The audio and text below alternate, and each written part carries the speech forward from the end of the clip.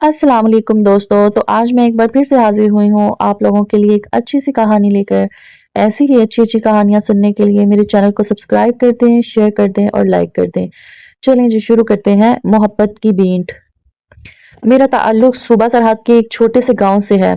हमारे खानदान में तालीम को अहम नहीं समझा जाता, इसलिए मैं सिर्फ चौथी जमात तक ही स्कूल जा सकी और इसके बाद घर बैठ गई।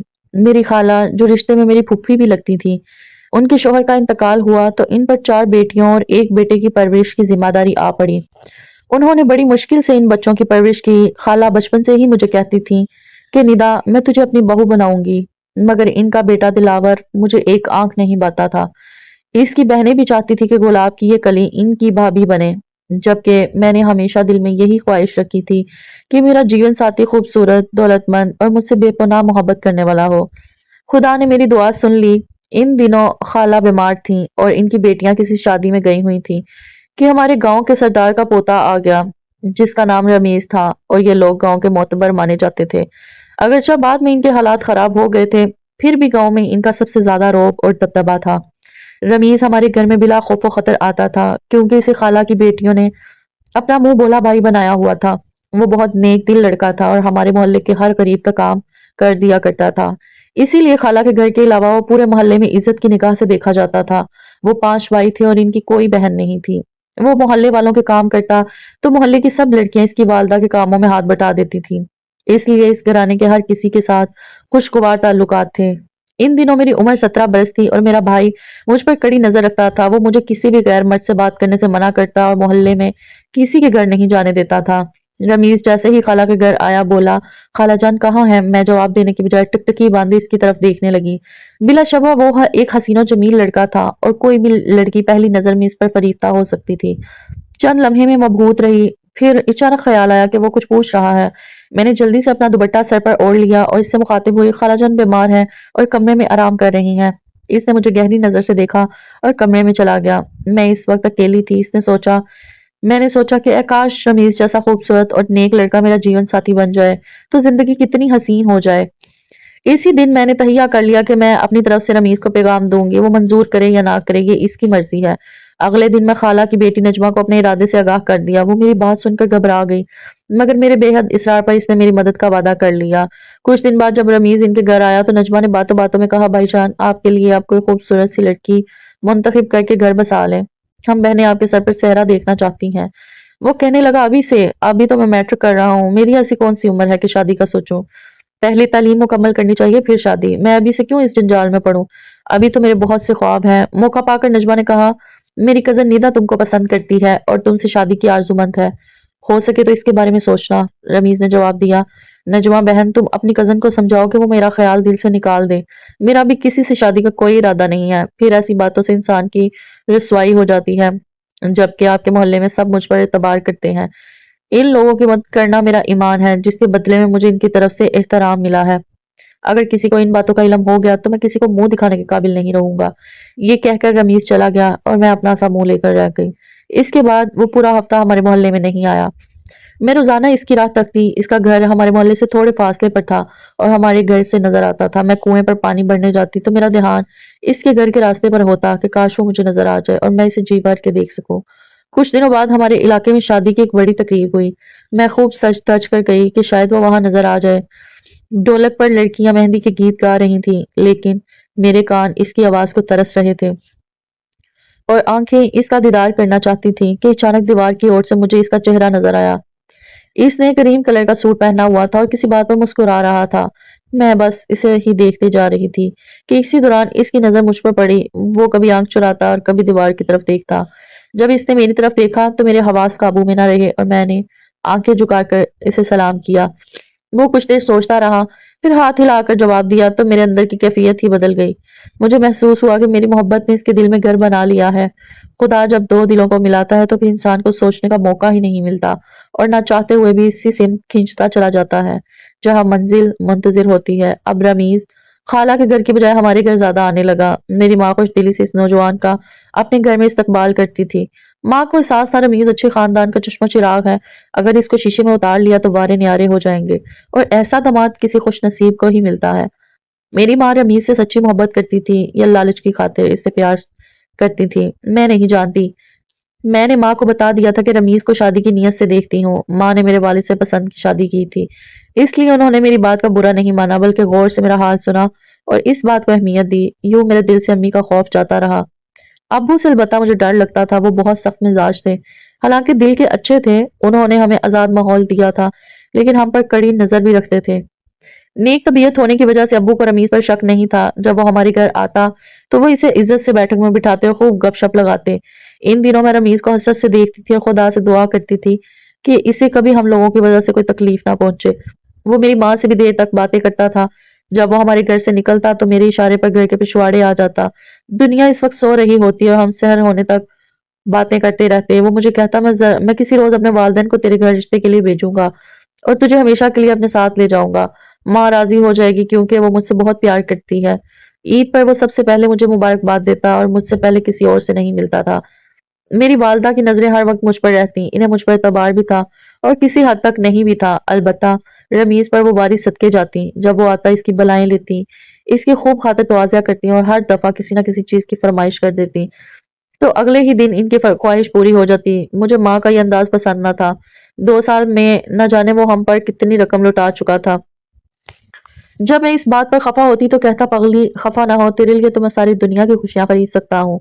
जब वो हमारी इमदाद करता तो बेचारा पहले पूरे मोहल्ले की इमदाद करता ताकि किसी को शक ना हो जाए। खुलम खुला इमदाद के अलावा वो हमें चोरी छुपे भी चीजें ला कर देता था।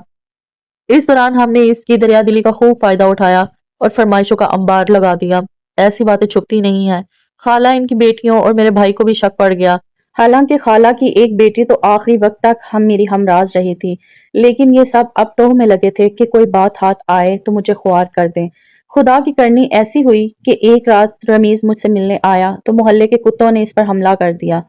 अगर वो कोई आवाज निकालता तो पूरा मोहल्ला बेदार हो जाता, लेकिन इसने आवाज नहीं निकाली और जान बचाकर भाग निकला।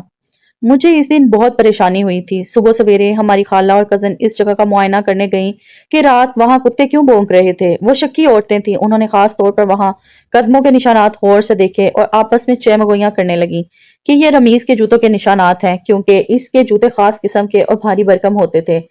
यहाँ से मेरे बुरे दिन शुरू हो गए। अब खास तौर पर इनकी नजरें मुझ पर थीं।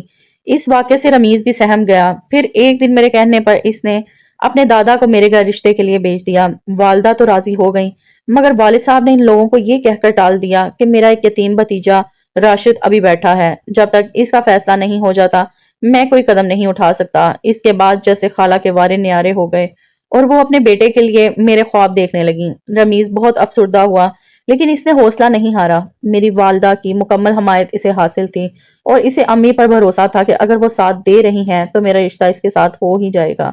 इसने अपनी माँ को भी राजी कर लिया था, इसलिए वो मुतमईन था। हम रोज मिलते थे और हमारी मोहब्बत गहरी होती गई। इसने कई रिश्ते मेरी खातिर ठुकरा दिए।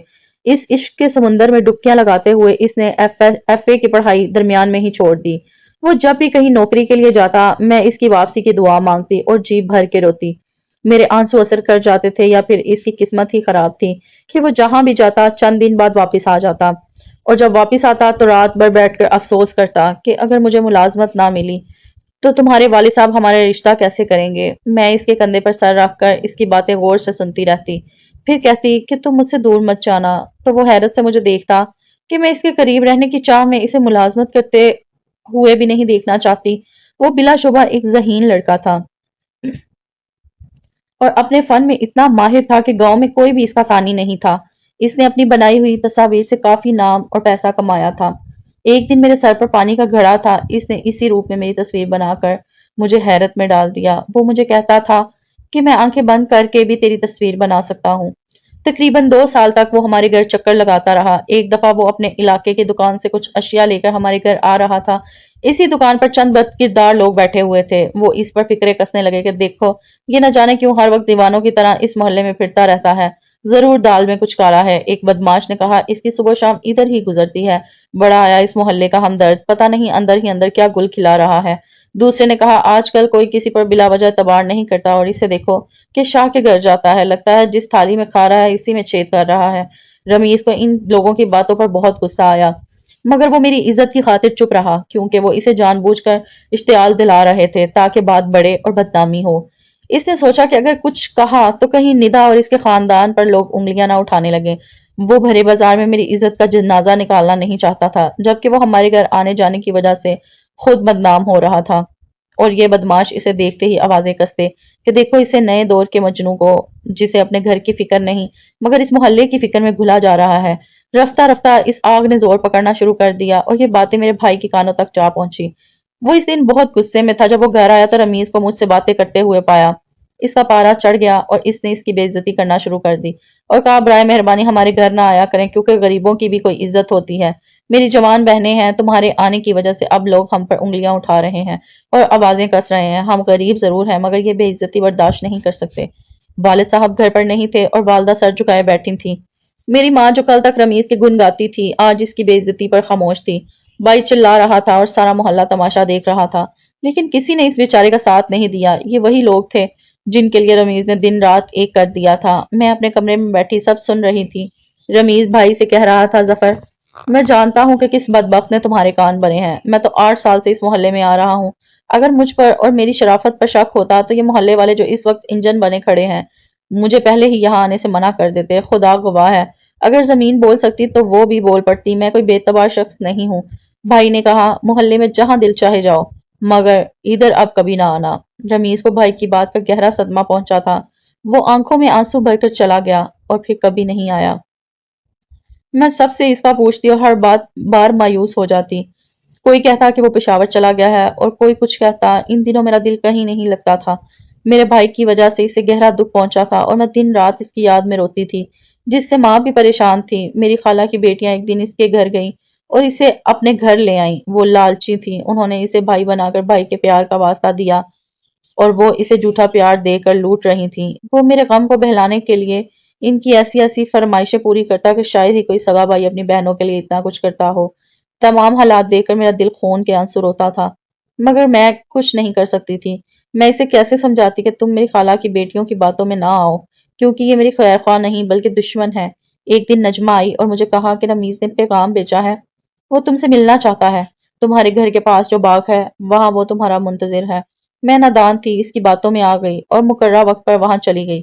بے شک رمیز وہاں موجود تھا، لیکن اسے معلوم نہیں تھا کہ میں آؤں گی۔ نجمہ نے نہ جانے کیا کہہ کر اسے باغ میں بھیجا تھا۔ یہ سب ایک سازش تھی۔ نجمہ نے میرے بھائی ظفر کو بھی اس وقت باغ میں بلا لیا تھا کہ آؤ اور آ کر دیکھو تمہاری بہن رمیز کے ساتھ باغوں میں ملاقاتیں کرتی ہے۔ میں مانتی ہوں کہ میرا قصور تھا، میں کیوں نجمہ کے کہنے پر باغ میں گئی، مگر میں تو مدت سے رمیز کے لیے اداس اور پریشان تھی، اس لیے اپنی بے قراری پر قابو نہ پا سکی اور بے اختیار باغ میں چلی آئی۔ سامنے رمیز کو دیکھ کر مجھے ارد گرد کا ہوش نہ رہا، لیکن اس نے سامنے سے آتے ہوئے میرے بھائی کو دیکھ لیا تھا۔ بھائی اکیلا نہیں تھا بلکہ اس کے ساتھ 2 افراد اور بھی تھے جن کے پاس ہتھیار تھے۔ بھائی بھی بھرا ہوا پستول لایا تھا۔ جو ہی میں بات کرنے کے لیے اس کی طرف بڑھی، بھائی نے مجھے بالوں سے پکڑا اور گھسیٹتا ہوا گھر لے آیا۔ وہ تو مجھے وہاں ہی گولی مار دینا چاہتا تھا، لیکن اس کے دوست نے ایسا نہ کرنے دیا اور اس سے پستول چھین لیا۔ میں نے رمیز پر ان 2 اشخاص کو حملہ آور ہوتے دیکھا جو بھائی کے ساتھ تھے، مگر بھائی نے ان کو حملہ کرنے کی مہلت بھی نہ دی بلکہ پہلی گولی خود اس پر چلا دی اور دوسری مجھ پر چلانے والا تھا مگر دوسرے آدمی کی مداخلت کے باعث نہ چلا سکا۔ جب وہ مجھے گھر لایا تو اس کی آنکھوں میں خون اترا ہوا تھا۔ والد صاحب اس وقت گھر پر موجود تھے، انہوں نے مجھے بچا لیا اور کمرے میں دھکا دے کر دروازہ بند کر دیا۔ انہوں نے ظفر پر بھی قابو پایا۔ اگر اس دن ابو گھر نہ ہوتے تو یقیناً بھائی مجھے مار ڈالتا۔ پورا دن مجھے کمرے میں بند رکھا گیا، یہاں تک کہ پولیس آئی اور میرے بھائی کو پکڑ کر لے گئی، کیونکہ رمیز کو گولی دل کے قریب لگی تھی اور وہ جان بھر نہ ہو سکا تھا۔ یوں ایک اچھا اور دوسروں کی مدد کرنے والا انسان میرے بھائی کے غصے کی بھینٹ چڑھ گیا۔ رمیز کے والدین اثر و رسوخ والے تھے، اس لیے بہت کوشش کے باوجود میرے والد ظفر کو نہ بچا سکے۔ میرے بھائی کو پھانسی کی سزا ہو گئی اور میں بدبخت یہ دن دیکھنے کے لیے زندہ بچ گئی۔ جس دن بھائی کو پھانسی ہوئی اور لاش گھر آئی تو ماں اس کی لاش دیکھ کر چل بسی اور والد بھی گشت کھا گئے۔ بہنیں رو رہی تھیں اور کہہ رہی تھی کاش ندا مر جاتی، ظفر نہ مرتا۔ ایک دن میں اپنی ایک سہیلی کے ساتھ رمیز کی قبر پر گئی، تبھی میں اس جگہ سے گزری جہاں ہم ملا کرتے تھے۔ یہ وہ جگہ تھی جہاں سے گزرتے ہوئے حسین لمحات مٹی کے ذرے بن کر ہمیں پکار رہے تھے۔ میں کچھ دیر وہاں کھڑی رہی، زمین نے جیسے میرے پاؤں جکڑ لیے ہوں۔ پھر مجھے ایسا محسوس ہوا جیسے اس کی روح مجھ سے مخاطب ہو کر کہہ رہی ہو، ندا اب مجھے یاد نہ کرو، میں تم سے بہت دور جا چکا ہوں۔ تم میری منزل نہیں ہو، میری منزل کوئی اور ہے۔ مجھے تم سے پیار ہے مگر میں تمہارا نہیں ہو سکتا۔ اب تم مجھے بھول جاؤ کہ نزدیک ہونے کے باوجود میں تم سے دور جا چکا ہوں۔ کبھی کبھی مجھے ایسا لگتا ہے جیسے رمیز میرے پاس سے گزر رہا ہے مگر میری طرف دیکھتا نہیں، کیونکہ میری ہی وجہ سے اس نے بھری جوانی میں اپنی زندگی کھوئی تھی۔ شاید اسی لیے وہ مجھ سے ناراض ہے۔ آج میری اور میری بہنوں کی عمر ڈھل گئی ہے مگر کوئی ہمیں بیاہنے نہیں آیا۔ اس واقعے کو 10 برس ہو چکے ہیں، لیکن وقت بہت ظالم ہے، جب گزر جاتا ہے تو پھر لوٹ کر کبھی نہیں آتا۔ تو دوستو کمنٹ میں ضرور بتایا کریں آپ کو میری کہانی کیسی لگی۔ ایسی اچھی اچھی کہانیاں سننے کے لیے چینل کو سبسکرائب کر دیں، شیئر کر دیں اور لائک کر دیں۔